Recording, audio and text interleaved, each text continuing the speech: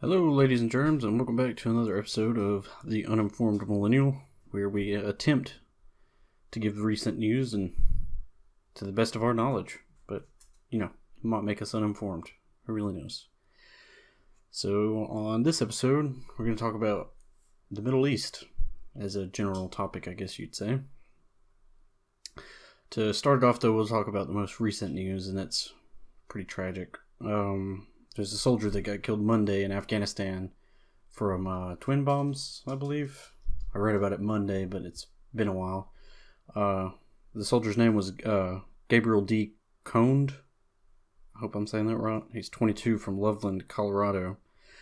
I'd just like to say that our thoughts and prayers are with the family through, I'm sure, this tragic time, since they were just recently notified.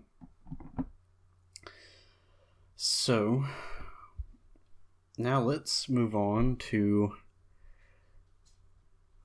I suppose it's old news now, but 2 weeks ago, the Syrian gas attacks, or the gas attack, singular. I thought it might be old news, but, the Middle East never seems to surprise, and always seems to be current in the news feed. But, like I said, the gas attack happened 2 weeks ago. Roughly. I don't know the exact date on that, but it was pretty bad. People are suspecting, or people are speculating, I suppose you'd say, that President Assad, who's the ruler of Syria, that their government had something to do with it, which kind of really wouldn't surprise me. Syria has been having problems with gas since 2012 under the Obama administration, whenever he was trying to figure out what was going on and if they actually had gas or chemical weapons, I suppose is the correct term for it. And they were trying to figure out if they had some stockpiled, and of course they did.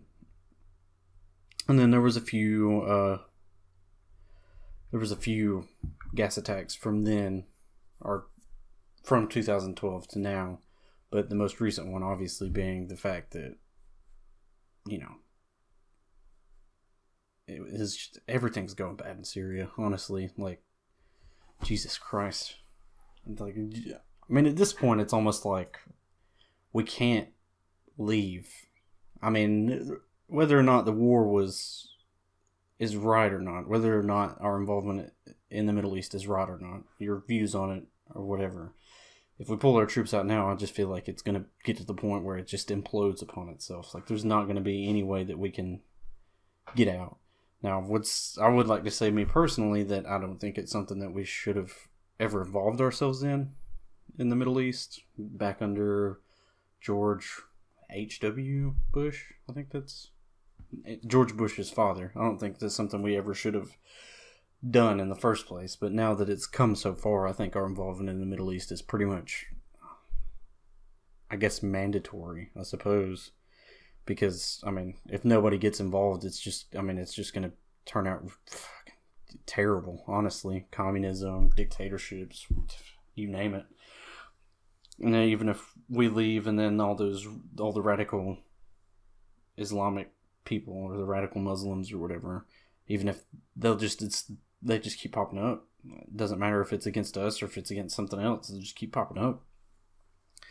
But on that note, more recently, I think it was last week, UN had sent out investigators to determine whether or not Assad had something to do with it. And on the way there, a few days prior, protesters had begun to show up and were basically protesting Assad because, if there's any sort of indication of whether or not somebody's bad or not, it's going to be the people who tells you. But on the way there, the UN investigators had almost made it to the place, and then the protesters began to attack what's the appropriate word? Caravan, I guess you'd say. But they were attacked, and the whole caravan was forced to make a U-turn. So, and to me, that just screams like something's wrong. Honestly, like that just screams like, because reportedly there was shots fired there, and I don't know why protesters would have guns, but who really knows? But to me, that just screams like some possible government involvement. And I guess to add on to the fact that people think that Assad had something to do with it, or his government had something to do with it, Russia is now beginning, or people are thinking that Russia also has something to do with it, because Russia has to do with everything now, apparently. And which I guess to kind of add to the evidence to it, the only people that are really kind of denying it, or kind of, what's the word? They're kind of just about it. They're like, yeah, no, we didn't do it. What are you talking about? We didn't do that. Yeah, why would we do that? Is Assad, obviously, and Russia. Russia seems to think that Assad's government had nothing to do with it, which Russia has always been kind of buddy-buddy, I guess, with Syria anyways. And fucking Megyn Kelly and Putin, Vladimir Putin, or Putin, however you say his name, they just did an interview recently, I think, where Putin said that people were asking him if Russia had something to do with the whole election thing, and Russia was like, well, I'll put it to you this way, the U.S. always has something to do with our government, so what makes it any different? Which, typical politician just beating around the bush, but I mean, that kind of just screams to me like something's different, something's off. So, regardless of, and I know Trump supporters are going to be all like, just upset that they won, or that he won, or whatever, what have you, but it's just more recently, I guess, since the Sochi games, the Winter Games, that they've just been kind of, I wouldn't say spying, but they've just been kind of iffy about it, like with the whole hole in the bedrooms and stuff like that. And I think there was some like reported steroid use or something. But there's always seemed to be something involving Russia, doing something they shouldn't. And I don't know exactly what Russia could have done. I think it was something to do with the DNC, but I think more importantly on that lines would be Hillary Clinton and the whole, I guess, just making Bernie Sanders seems like he was nothing or anything like that, which I guess the Republicans didn't have to do that because it was just Trump, Rubio, and Cruz. That was all it really was. The whole muckraking campaign. But anyways, I digress. But I don't know. It's weird to see everything going on and things are escalating so quickly. Because, I mean, it probably will lead to some sort of, we're still at war with Afghanistan, but it will lead probably to some sort of military action against Syria if things continue. And to me, it just seems like it will. But I could be completely wrong. It kind of leads to something weird I heard. It's like a month ago or so. I'm not really sure when it is I heard it, but it's kind of, I guess, evidence, or not proof. It's kind of just giving you some reason as to why it could possibly be so hostile over there. And it was a study that BBC had published that said that, what was it, Palestinian? Arab. It was like a certain amount of Arab families, and it was like a ridiculous percentage. It was like 50% or something like that. That 50%, I guess you'd say, of Arab families had some sort of incest in them. And I think it was like first cousins. And supposedly that's not uncommon over there for marrying your first cousin or anything like that. That's kind of normal, I guess, considered normal. And some of the signs of, or some of the side effects, I guess you'd say, of, incest being in your DNA is you just have this unrational anger. Like you have this unrational temper. And I mean, that could be another reason why. And I mean, supposedly it even bleeds over into, because the reason why BBC did the study is they were studying some of the Muslim families that lived in London, I think is where they did the study. but that it had been the case there too. So it's just kind of something that had bled over. And supposedly this hasn't been something that's been going on for long. It's not something that was normal before, but just more recently, it's become a thing, which would explain, I guess, the whole way that things have came about. I mean, I guess you could have seen something coming back in, was it World War One or something like that? Whenever, military or armored vehicles became a thing in war, like that was the thing that people used, and they'd learned that, oh, we have all this oil, and then they formed that alliance. I don't remember what it was called, OPEC or something like that. I'm not too sure. Either way, they formed like some sort of coalition to make sure that they wouldn't be stepped on, basically. And I suppose since then it's just kind of escalated because everything nowadays revolves around oil, but who really knows? So one of my friends, Joey Moore, actually the one that was on here the last time, said that we import most of our oil from like Canada, or we get like a lot of our oil from ourselves, like Texas or Alaska or something like that. And I guess, I mean, he makes sense, because he was like, it just doesn't make sense to me that if somebody does something stupid over there, then we have to pay the price over here, whenever most of our oil comes from other sources besides the Middle East. So now it's just something that's, this car blew up the other day in the Middle East. Well, a month from now, our gas prices are going to go up by like 25-50 cents, and that just makes no sense to me, I guess.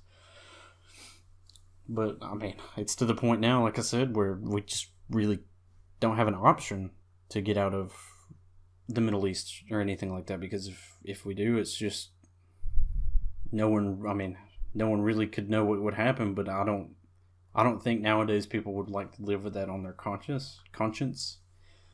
And I like that about people, that they're caring about, other countries that don't have as much privilege to them, or that don't have as much opportunities as them, I guess I would say. So that's nice, but it's just going to get to the point where we hurt ourselves so much because we try to help people that we'll just have to stop. I mean, we'll have to go back to, like, say, FDR. Like, we'll have to focus on domestic affairs before we can do anything. And I believe it's almost to that point anyways as it is. I mean, we're not the world police. We're just not. That's the whole reason why the UN was created.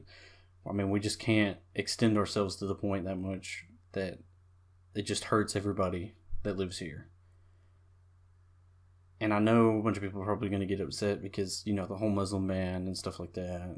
But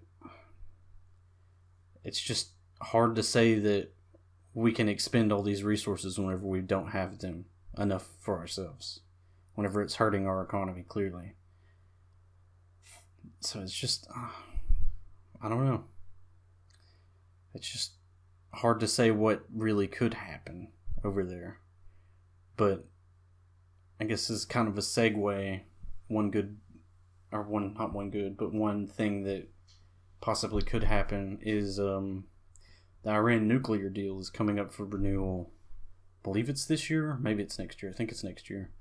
And Trump has been saying that he's just going to rip it up and he's not going to re-sign and everything. And I mean, that comes as a bad time as it is anyways, because people are thinking that it's going to bode badly for the upcoming talks with Kim Jong-il, the North Korean dictator. And he's talking nuclear disarmament, but if our government's showing that it's not exactly open to keep up their end of the deal, then what's that going to say for them? And I mean, things are kind of going well right now. Trump is playing his cards right with the whole, he's asking the Pentagon to draw up plans to cut down military troops in South Korea, which that's kind of good faith towards North Korea and their upcoming talks. So I guess that's something that possibly could happen. But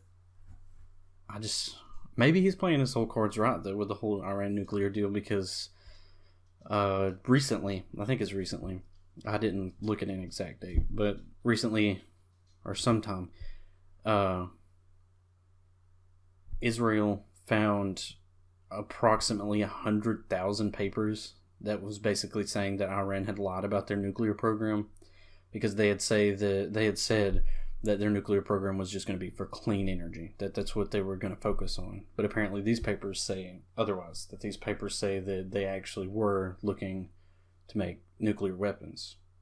And it's already enough that North Korea has them, I suppose, but like hostile governments like that, I just don't think we can afford to allow them to have something like that, because that's just too much. Like, at least with bigger superpowers, like I guess people would say that in the Cold War or even now, the threat of mutual annihilation is enough of a nuclear deterrent to, keep people from using them. Because if we did go to war, I mean, as soon as, say, we went to war against Russia, Russia would launch theirs, we'd launch ours. Like, it would just be too much on both ends that it wouldn't even be worth it in the end. Like, throughout history, it's been go to war, you take this part, you take this, land or something. Like, you get something in return. But if you destroy everything, what are you going to get? You're not going to get anything. Everything's going to be gone. It's all going to be ash. We're going to be living like Fallout. And it's just, I don't think that's the way people should live. So, but it's just it'll be interesting to see what Trump does with the whole Iran nuclear deal as it's coming up. And I think he's probably going to do well with the whole North Korea thing. It's probably going to happen, just for the simple fact that Kim Jong-il is actually seeming so open about it. Like, he's being, I would say he's being more willing to do stuff like that than his father was, because, the whole piece, like the whole tree and everything like that. And supposedly it's not the first time that North Korea has talked about a peace or ending the war. Supposedly they had signed agreements like this before, but they had just fell apart later on down the road. I don't really know, but it's something that I guess could happen. But I think that it probably will last, only for the simple fact that I think Kim Jong-il realizes that it's not viable to sustain yourself, at least in his amount of the country, because, people had gone there and they'd seen, like, everything was staged and people are obviously risking their lives to cross the DMZ. Like, I mean, that's even relevant in the Middle East. People are leaving the Middle East and walk, run, swim, boat, plane, can teleport at this point. Like, they're doing whatever they can to get out of there, and it's just crazy to see how things are going over. And I mean, that's one region of the world, and everybody at this point, every other big country has got something to do, or they've got their hands in that pot. Like, they've got something that they could risk in there. Like, it's just crazy to see, and I don't know exactly what will happen, but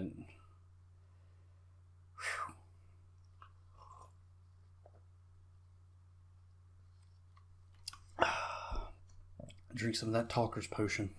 Good old water.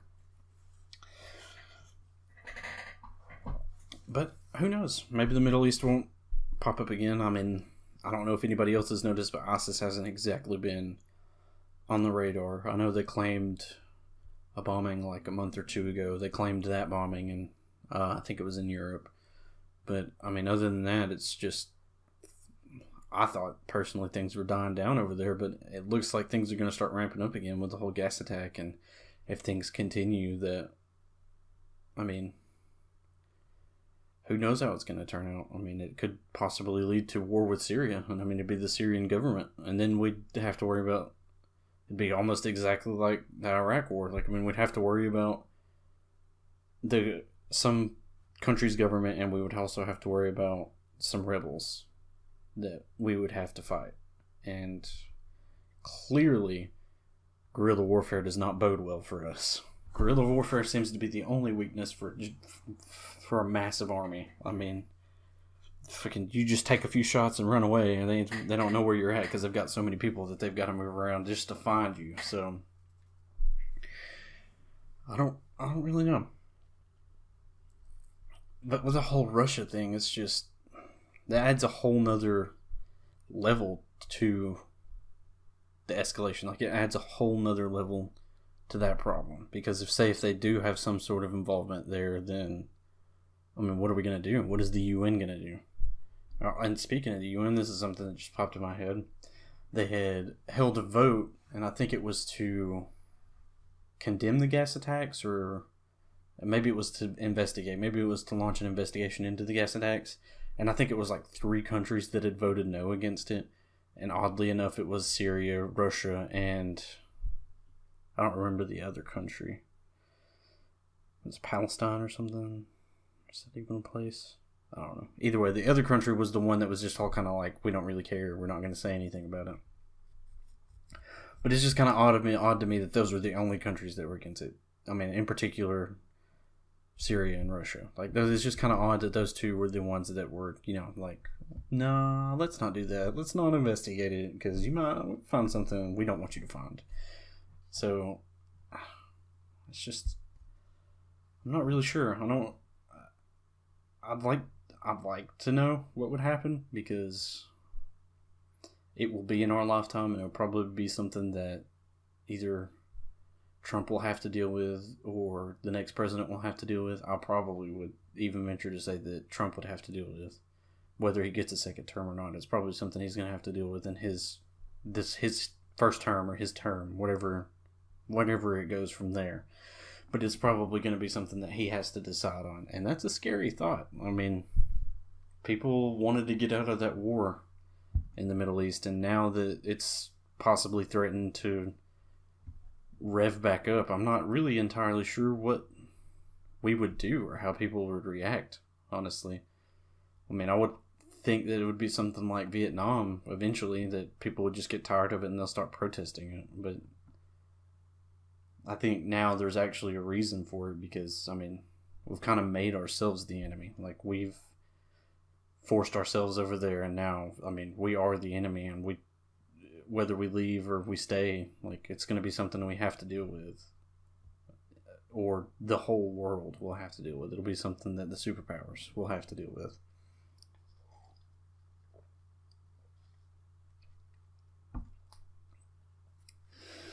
But it just blows my mind.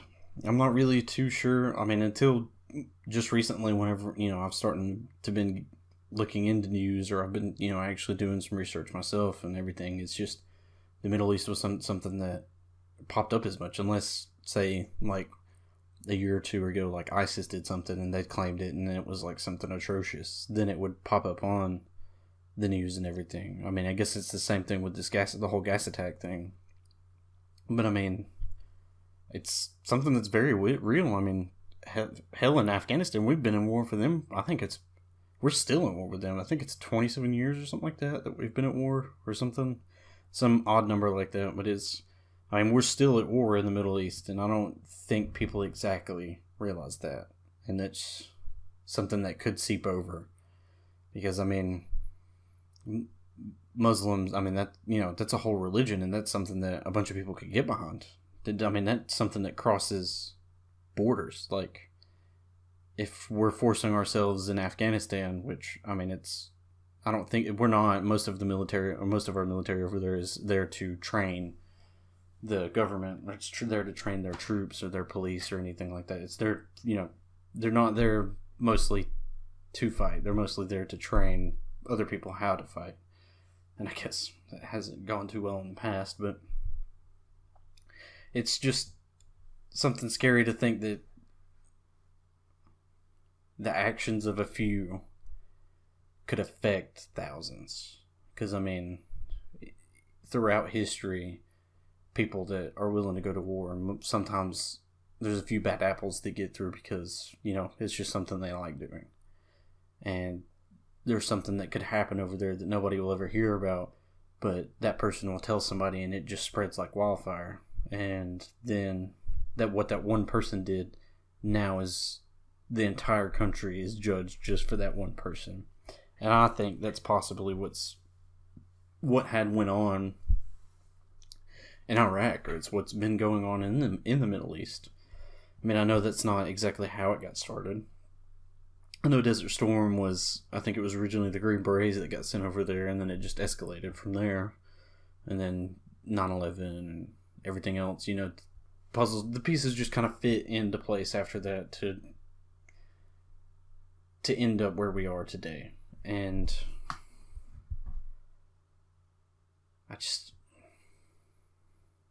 I would like to see it not come to war. I would like to see Assad take action and then something happen from there, that we actually end up finding some sort of peaceful solution. I mean, in a perfect world, something like that would happen, but it's just, I don't think it's feasible anymore. The way everything's going, like I said in the last episode, the way everything's going, everything is just extreme.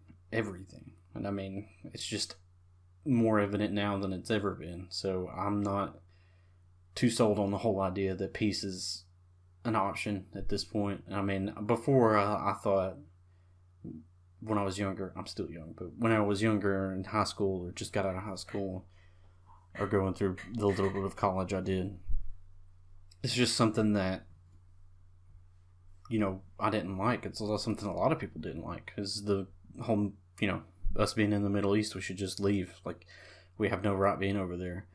And it's still kind of my view, but it's changed more than it has then. I don't think we have a right to be over there, but at this point now, it's, damned if you do, damned if you don't. Like, we almost have to be over there at this point. Like, if we just leave, then we're leaving all those people, all those innocent people, to just fend for themselves, and there's no way that they can. I mean, it's just, it's just not possible. I mean, it's obvious in, say, what was it, Africa, maybe it's South America, one of the two places with the whole, what was that guy's name? I can't think of that guy's name. Either way, I mean, it's just a lifestyle that people want. Like, I mean, they grow up in poverty, and then this person comes along and is offering them this whole glorious thing. And I mean, even with religion, it's something that's more prevalent now than it is, or not prevalent. It's something worth more to some people than it is, say, money or gold. Like, it's, if you die for this cause, if you die killing infidels, or if you die, for your religion, to better your religion, then you get this glorious place, or this glorious stance in this glorious place. And it's something that's appealing to some people, and I get it. It's just a more twisted and diabolical view of you doing all these good deeds, or you praying, or you repenting, or you accepting Jesus into your heart. I mean, it's just a more twisted, diabolical way of that. And I mean, it's weird to say, but I mean, it's just somebody's religious views somewhere or another has started almost every war since the creation of time, since time has even started. I would like to say it's a very bold opinion, it's a very bold stance, it's a very triggering stance, I know, to some people, but I mean, if you look back even to, say, World War II, I mean, Hitler's views were more, I guess, self-serving, but in the overall thing, he thought that, white was pure, and that was the way it was supposed to be. And I mean, his views, I guess, could be, you could say that they're not exactly religious, which would make sense, because, a lot of the reason why he didn't like Jews in the beginning was because of his art career and everything like that. But it's just crazy to think that somebody can construe some religion or what somebody said so much to the point where you're taking somebody's life, or you're declaring war on these people just because they think differently than you. And